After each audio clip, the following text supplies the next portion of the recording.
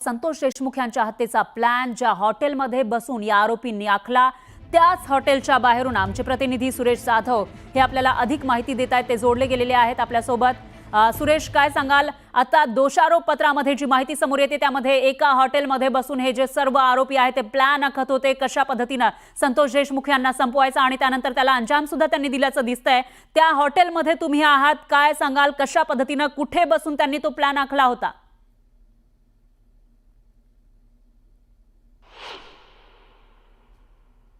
वरती बसून संतोष देशमुख यांच्या खुनाचा कट रचला गेला ते हेच हॉटेल आहे।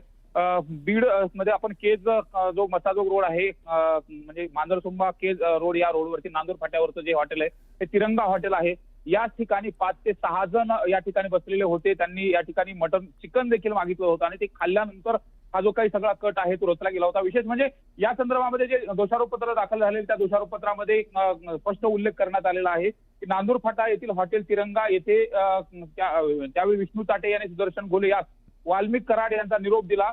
संतोष देशमुख हा आडवा आला तर त्याला कायमचा धडा शिकवा, आपल्या मागण्या पूर्ण नाही झाल्या तर त्याचा काय परिणाम होतो हा संदेश जाऊ द्या, इतरांनाही जाऊ द्या, अशा पद्धतीचा स्पष्ट जो काही उल्लेख आहे त्या हॉटेलवरती बसून दिला होता। याच हॉटेलवरती इथल्याच याच खुर्च्यावरती बसून त्यांनी तो दिलेला होता। आणि विशेष म्हणजे इथं आल्यानंतर त्यांनी जवळपास 1 ते 1.5 तास ते बसलेले होते। त्यांनी बऱ्याच गप्पा देखील मारत होते आणि ते कशा पद्धतीने त्यांनी कुठली ऑर्डर दिली होती हे आपण इथं जे हॉटेलचे मालक आहेत त्यांना देखील विचारणार आहे। कसं 8 तारखेला काय झालं होतं त्याला सीसीटीव्ही फुटेज देखील ताब्यात गेलं होतं। 8 तारखेला हे जे सगळे आरोपी आले होते त्यावेळेस त्यांनी काय काय ऑर्डर केले होते, कशा पद्धतीने मागणी केली होती? त्यांनी चिकनची ऑर्डर दिली होती। आणि किती जण होते ते आणि कशा पद्धतीनं काय चर्चा वगैरे करत होते, काही ड्रिंक वगैरे केलं होते? कारण की काय जेवण केले आणि ते दिले। किती वेळ थांबलेले होते सगळेजण? अर्धा तास होते। किती जण बसलेले होते सगळे? ते 6-7 जण होते। 6-7 जण होते। आणि कुठून आलेले होते, कोणत्या गाडीने आले होते, काय तसं? हे बात काय माहित नाही, भरपूर गिरायक होतं त्यामुळे काय माहिती। अच्छा, काय ऑर्डर केली होती त्यांनी त्या दिवशी? त्यांनी चिकन ऑर्डर केली होती। हा, आणि इथं किती वेळ बसले ते नेमकं? अर्धा तास होते। अर्धा ते पाऊण तास जेवण होईपर्यंत बसले होते। आपण पाहतोय हे हॉटेल मालक आहेत का ते याच हॉटेलवरती हे सगळं घडलेलं होतं आणि ह्या हॉटेलच्या माध्यमातून ज्या ठिकाणी बसलेले होते ती जागा देखील दाखवली जातं। हॉटेलच्या समोर त्यांना स्वतंत्र टेबल देखील टाकण्यात आलेले होते। विशेष प्रामुख्याने नवयुवती लोकमतच्या प्रेक्षकाला हेच सांगायचं आहे की ज्या हॉटेलवरती बसून हा सगळा जो काही कट रचला गेला, विशेष म्हणजे हे तिरंगा हॉटेल आहे जे राष्ट्रीय महामार्गाच्या जवळचं हॉटेल आहे आणि याच हॉटेलवरती विष्णू चाटे यांनी वाल्मिक कराड यांचा जो काही मेसेज आहे सुदर्शन घोलेला दिला होता, जर आपल्याला खंडणी मागण्यासाठी आडवं येत असेल तर संतोष देशमुख यांना धडा शिकवा आणि लोकांमध्ये संदेश जाऊ द्या की आडवं आल्यानंतर काय होतं, अशा पद्धतीने देखील जो काही मेसेज आहे तो देण्याचा प्रयत्न केला होता।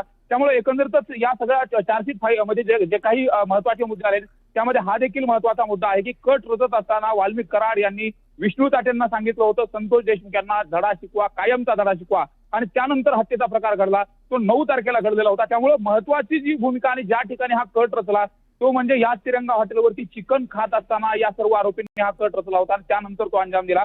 आणि आता हे सर्व जे काही आरोपी आहेत ते सध्या आता जेलमध्ये आहेत। त्यामुळे आता या प्रकरणामध्ये नेमकं ही चार्जशीट ही अत्यंत महत्वाची ठरली गेली आणि यानंतर आता कोर्टामध्ये युक्तिवाद होईल आणि त्यानंतर शिक्षा काय मिळते हे देखील पाहणं महत्वाचं असेल। बरोबर आहे सुरेश। एकूणच ज्या वेळेला हे सर्व गँग जी आहे आरोपींची त्या हॉटेलमध्ये आली होती तेव्हाचे सीसीटीव्ही सुद्धा आपल्या समोर आलेले होते। मात्र एक प्रश्न या ठिकाणी उपस्थित होतोय की ही सर्व गँग एका ठिकाणी जाते, प्लॅनिंग करते, कट रचते आणि त्यानंतर एका गावच्या सरपंचाला संपवते, हे सगळं एवढं सहज होऊ शकतं का? सोपं आहे का? असा सवाल इथं उपस्थित होतोय। तर